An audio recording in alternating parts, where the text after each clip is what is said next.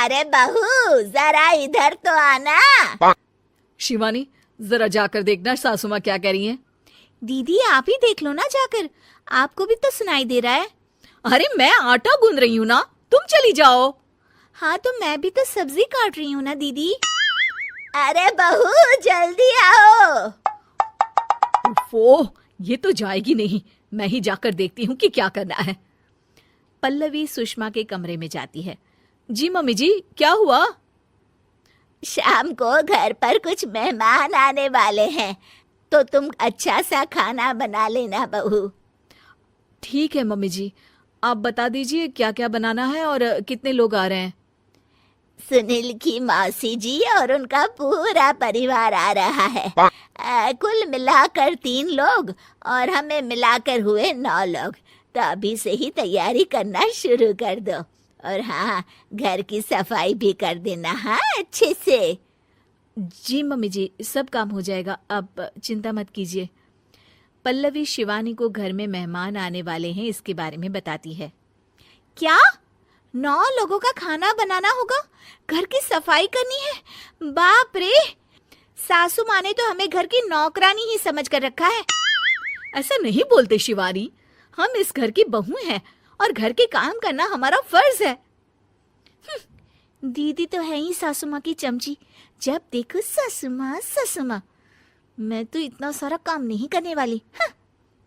शिवानी कपड़े लेकर गमला साफ कर रही होती है और चक्कर आने का नाटक करने लगती है। मेरा सर चकरा रहा है। तभी वहां पल्लवी और सासू माँ जाते हैं। अरे बहू, क्या हो गया तुम्हें? मम्मी जी, बहुत तेज सर में दर्द हो रहा है। तुम एक काम करो शिवानी, आराम कर लो। नहीं नहीं दीदी, घर में मेहमान आने वाले हैं, मुझे आपकी मदद करनी चाहिए।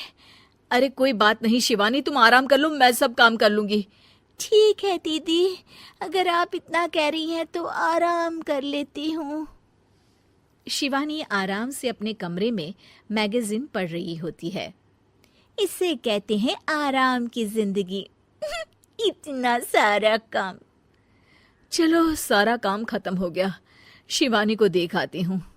शिवानी अपने कमरे में ईयरफोन में गाने सुनते सुनते सो जाती है और उसके साइड में मैगजीन भी रखी होती है। पल्लवी वहां आ जाती है और वो सब देखती है। ओहो, तो मतलब सब काम चोरी का बहाना था। अभी बताती हूँ इसको। घर का सारा काम मुझे करना पड़ा और ये महारानी यहाँ मैगजीन पढ़ रही है, गाने सुन रही है। पल्लवी रसोई से एक प्लेट और चम्मच लेकर आती है और शिवानी को थाली बजाकर उठाने लगती है। शिवानी अचानक से उठती है। उठ गई महारानी, गाने भी सुन लिए, मैगजीन भी पढ़ ली। तुम तो बहुत बड़ी झूठी निकली शिवानी। तुमने सर दर्द का बहाना बनाया ताकि काम करने से बच सको। हाँ बनाया बहाना, तो क्या करती, इतने सारे काम करती। मुझे कोई शौक नहीं है चापलूसी का। क्या चापलूसी? तुम्हें लगता है कि मैं सारे काम चापलूसी के लिए कर रही हूँ? नहीं तो क्या। तभी वहां सासू माँ आ जाती हैं।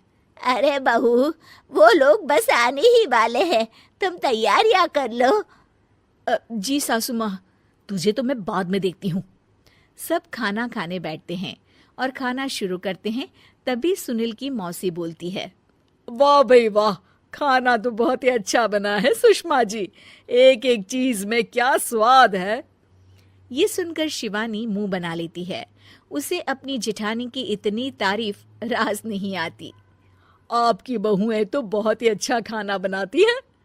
हाँ बनाती तो दोनों ही अच्छा है, पर आज ना ये सारा खाना बड़ी बहू ने बनाया है। छोटी बहू की तबीयत ठीक नहीं थी, सो इसलिए। मानना पड़ेगा सुषमा जी, आपकी बड़ी बहू तो बहुत ही गुणवान है। पल्लवी की तारीफ सुनकर शिवानी को जलन होती है। पल्लवी ये सुनकर खुश हो जाती है और शिवानी की तरफ देखकर उसे चिढ़ाती है। कुछ देर बाद मेहमानों के जाने का वक्त हो जाता है। मौसी जी सबके लिए उपहार लाई होती है। वो सबको शगुन के पैसे देती हैं और अंत में पल्लवी के पास आती है। तुम्हारे लिए शगुन का लिफाफा तो है ही, पर बहू तुम्हें एक और उपहार भी मिलेगा इतना अच्छा खाना बनाने के लिए। मौसी अपने सोने के कंगन निकालकर पल्लवी को पहना देती है। ये लो, ये मेरे मनपसंद कंगन है, अब से ये तुम्हारे हुए। धन्यवाद मौसी जी।